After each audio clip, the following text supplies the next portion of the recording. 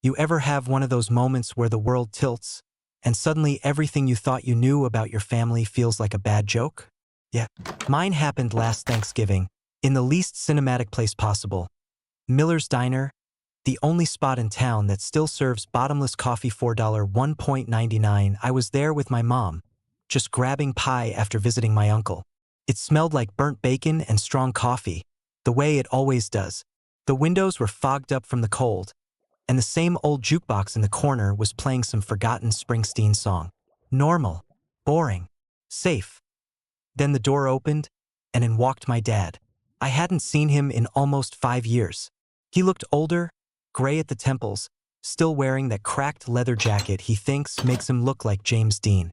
For a second, I almost smiled, until I saw who was with him. Jenny. My Jenny.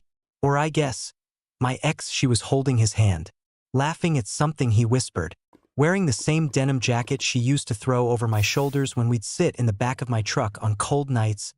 I swear my stomach dropped straight through the floor. Mom didn't notice. They walked past us toward a booth on the other side, and she was too busy stirring sugar into her coffee. But I saw everything. Her hair falling over her face as she leaned into him, his smug grin, the way their hands fit together like they'd been practicing. Jenny was the girl I dated all through high school, the girl who broke up with me senior year because, in her words, "You're too safe, too small town. I need someone who knows where he's going." I spent months drinking cheap beer behind the gas station, trying to convince myself I'd get over her. And now, she was back in town, wrapped around my 52-year-old father like he was some prize she won at the fair. I couldn't eat. My hands shook so bad I nearly dropped my fork. "Are you okay?" Mom asked, noticing. "Yeah," I lied, my throat dry. "Just tired." I kept glancing over. At one point, Jenny's eyes flicked to mine.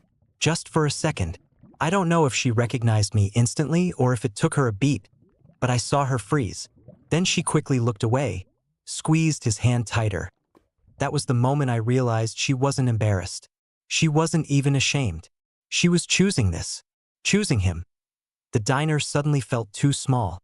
The clink of plates, the hiss of the kitchen fryer, the smell of old coffee. It all pressed in on me.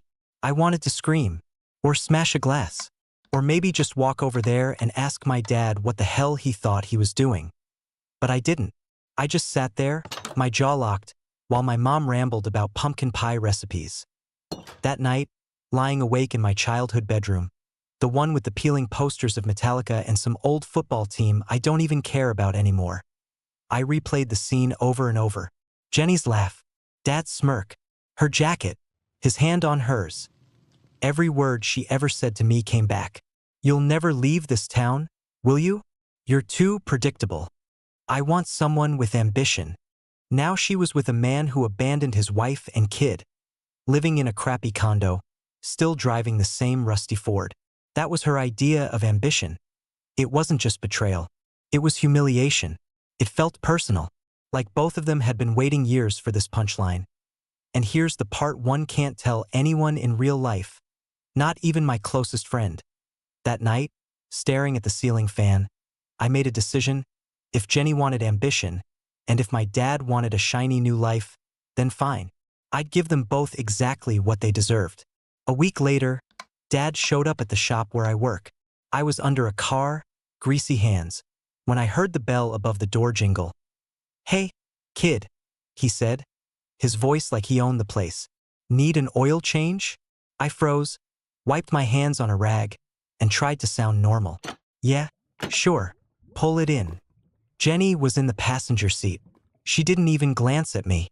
I could feel her eyes somewhere on the dashboard, avoiding mine. I hate that. Hate how she's always had this way of looking through people. Dad parked and strutted to the counter, shaking hands with the guys in the lobby like he was a guest star on a show. "This one's on me," he said, grinning, "for a little reunion." I worked on the car with a rage simmering under my skin. Every time I reached for a tool, my hand shook. I wanted to throw a wrench through the windshield. I wanted to shout, "Do you have any idea what you're doing to people?" But I didn't. After they left, I walked back inside, chest heaving. My boss raised an eyebrow. "You okay, man?" he asked. "Yeah, headache," I mumbled. That night, I couldn't sleep. I drove past Dad's condo, parked across the street. The living room lights were on, music playing. I watched through the blinds. Jenny barefoot on the couch, laughing. Dad kissing her neck. Everything I remembered about her, the tiny freckle on her cheek, the way she twirled a strand of hair when she was nervous, came back like a punch. I chain-smoked, trying to breathe, trying to tell myself I was imagining things. But I wasn't. I thought about Mom. She still keeps a framed photo of Dad in the hallway, smiling like everything's fine. She has no idea. She thinks he's living alone, figuring himself out. I thought about the way Jenny once told me, "You'll never leave this town, will you?" Back then it hurt. Now it burned. I realized then what I had to do. Not him. Not her. Not physically. But something bigger. A mirror. A way for them to see the reflection of what they'd done without realizing it was me holding it up. I started small. I snapped a photo of them in front of the diner, walking hand in hand, and sent it to Mom anonymously. Just a picture, nothing else. Next morning, she slammed her phone down. Her hands shook. "Do you know about this?" she demanded. No," I said, keeping my voice calm. Her eyes narrowed. "Who would? Why?" I just shrugged. Then I went further. I made a fake Facebook account. Messaged Jenny. "You think he's faithful? Check his texts." I knew my dad's habits. I knew exactly how he hid things. A week later, Jenny came storming into the shop during my shift. Mascara streaked down her face. Hair in a mess. "You knew, didn't you?" she screamed. "You've been spying on us." I leaned against the counter. Calm. Collected. "I didn't do a damn thing. He did. I just held up the mirror." She froze. "Dad called me that night. Low, dangerous voice. 'What the hell did you do?' I said the words I'll remember forever. 'I didn't do anything, Dad. You did. I just reminded people what you've been hiding.'" Then he hung up. A few days after Jenny stormed into the shop, things started to unravel faster than I expected. Mom had stopped talking to Dad entirely. She barely ate, barely slept, and stared at that photo I sent her like it was a prophecy. I could feel her rage and heartbreak, even from across the table during breakfast. One evening, Dad showed up at my door. He didn't knock. He just leaned against the frame, arms crossed, eyes cold. "We need to talk," he said. His voice wasn't the familiar Dad voice anymore. It was the voice of a man realizing he'd lost control. "About what?" I asked, pretending I didn't care. "About you." He paused. "I know you've been doing something. And Jenny, she's..." "Stop." I held up a hand. "Don't. Just don't say her name. I don't care what you think you know." He looked like he wanted to argue, but then he sighed. Something broke in him. You're trying to punish me." I leaned closer, letting the tension hang in the air. "No, Dad. I'm not punishing you. I'm just letting the truth land where it belongs. I didn't make her leave. I didn't make her cry. You did. I just held up the mirror." For a moment, he said nothing. Then he turned and walked away without another word, the same leather jacket flapping against his back like a flag of surrender. That night, I sat on my porch with a beer, watching the streetlights flicker. I felt a strange mix of satisfaction and emptiness. Mom was slowly starting to come back to herself, her laughter timid but real again. Jenny moved out of town. Dad, I wasn't sure what he was doing, but I knew he wasn't walking the same path he was before. And me? I realized something about myself that scared me. I liked having control. I liked knowing that I could make people confront the truth they'd been hiding. But I also hated it because in the process, I'd waded into darkness I didn't know how to leave. A week later, I ran into Jenny at the gas station. She froze when she saw me. I saw the old spark of arrogance in her eyes, the same way she'd looked at me in high school.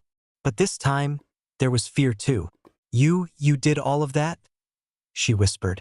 "I just reminded you," I said, sliding my card across the counter, "of what you already knew." She didn't argue. She just nodded and walked away. Later, I found myself telling Mom about it. Not all the details, just enough. She put her hand on mine and said, quietly, I guess some people don't get a second chance until they've lost everything. And she was right. I'd wanted revenge. Yes, I'd wanted to make them feel small. But in the end, it wasn't about punishment. It was about truth, about clarity, about finally seeing the people I loved and hated for who they really were. Now, when I pass Miller's Diner, I still see them in my head. But it doesn't make me want to scream anymore. It makes me think about choices, about how fragile trust is, about how far someone will go to protect the illusion of a life that isn't theirs. And I think, maybe the scariest part isn't revenge. It's realizing that sometimes the people you expect to fail you already have. And all you did was finally notice.